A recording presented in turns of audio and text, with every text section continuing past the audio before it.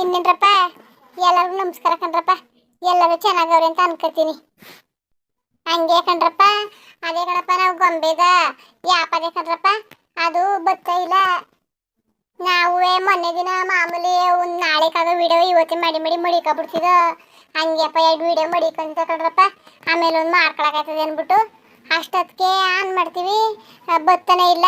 ಈಗ ಬರ್ತದೆ, ಗಳಿಗೆ ಬರ್ತದೆ, ಸಂಜೆಗೆ ಬರ್ತದೆ, ಮಧ್ಯರಾತ್ರಿಗೆ ಬರ್ತದೆ ಅನ್ಕೊಂಡು 12 ಗಂಟೆ ರಾತ್ರಿ ತೆಗೆದು ನೋಡ್ದ ಕಣಪ್ಪ, ಇಲ್ಲ, ಈಗಲೂ ಇಲ್ಲ ಕಣ್ರಪ್ಪ. ಅದಕ್ಕೆಯಪ್ಪ ಆ್ಯಪು ರೆಡಿ ಆಗಕಂಟ ಇರೋದ್ರಲ್ಲಿ ಏನೋ ಎಡಿಟ್ ಮಾಡಿ ಹಾಕ್ತೀವಿ.